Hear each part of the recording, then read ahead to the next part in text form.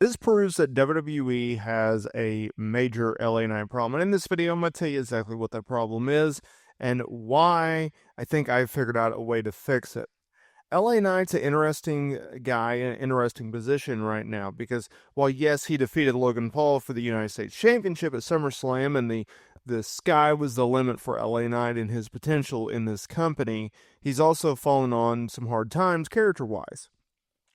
If you look at it like this, LA Knight, since winning the U.S. Championship, well, he didn't do much. Now, that's not to say that he didn't defend the championship. That's not to say that he wasn't on television, because in fact, he was. He was on television nearly every week, whether that's cutting promos or defending the championship. He was a fighting, defending champion as a babyface, which is what you want out of your babyface champion, right? The only problem was he was doing nothing in the larger picture. While, yes, he was doing open challenges and working with the likes of Carmelo Hayes and Andrade, he wasn't furthering his career. He was kind of just spinning his tires. And so then all of a sudden, when he is tasked with a feud with Shinsuke Nakamura, a guy that has been on the sidelines for multiple months, only to return, get a championship match before even wrestling a match, and then just getting a win on the SmackDown before War Games at Survivor Series, well, fans thought, okay, maybe this is something for him to sink his teeth into. Maybe this is going to be a notable program for him because really outside of Carmelo Hayes and Andrade, he hadn't worked with anyone. And you could say that Andrade and Carmelo Hayes really wasn't a program considering he had beaten them the weeks prior to their PLE match, I believe at Crown Jewel. But then what do? They have Nakamura beat LA Knight. And so fans are thinking, okay, well, surely there has to be a reason. Surely there has to be a point that we're not seeing for LA Knight. No, not really.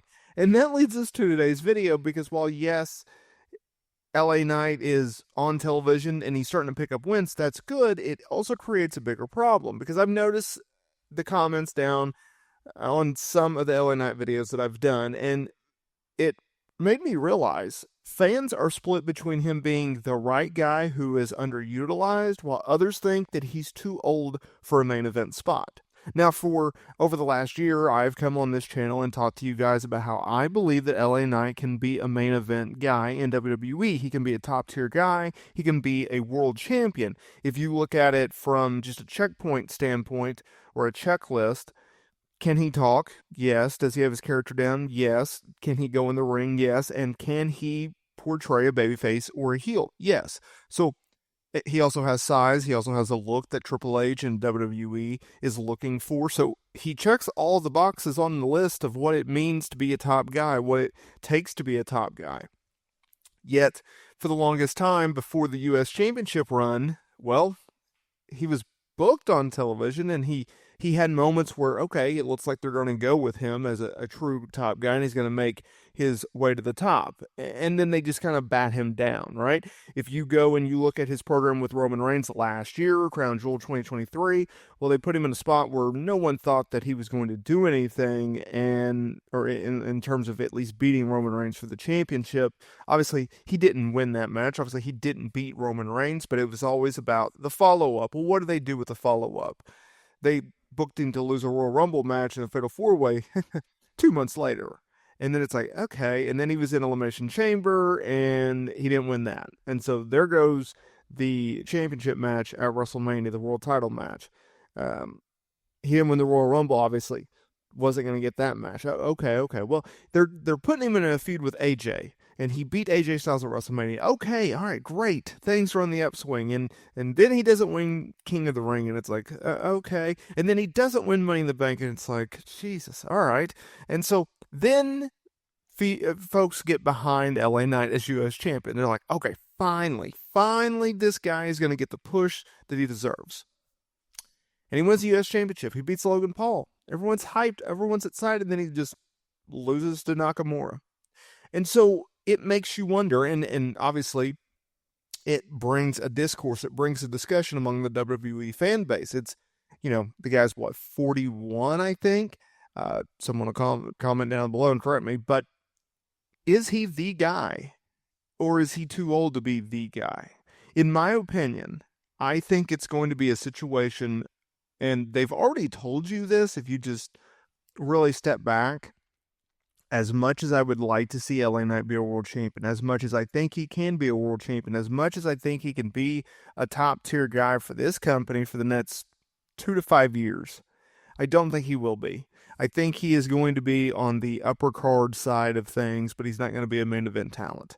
He's going to be the guy that will bounce off the ceiling, the glass ceiling, to break through from upper card to main event talent. And I don't think he's going to break through that glass ceiling. What I think he is going to do is he's going to be a U.S. champion, Intercontinental champion, and there's nothing wrong with that. Don't get that twisted. I'm just saying, in terms of higher hopes for LA Knight, I don't see that in the cards for him. And that's unfortunate, and that sucks for him and LA Knight fans, who I include myself in that discussion, that list, if you will, because like I said, LA Knight, he checks all the boxes. And so when you see someone that has so much potential and has so much talent, you want to see them succeed. Plus, he's really, really entertaining. I also wonder, okay, he's really over as a babyface. And as silly as it sounds, the best heel turns are when the fans like you the most. Maybe it's time for a heel turn. Maybe LA Knight changes things up again, because outside of his NXT run, which was amazing. I loved his NXT run. I loved his feud with Cameron Grimes in the pandemic era. That's one of my highlights of NXT.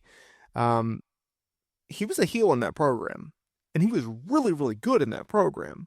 And so it makes you think, like, okay, maybe they don't see him as a top-tier babyface.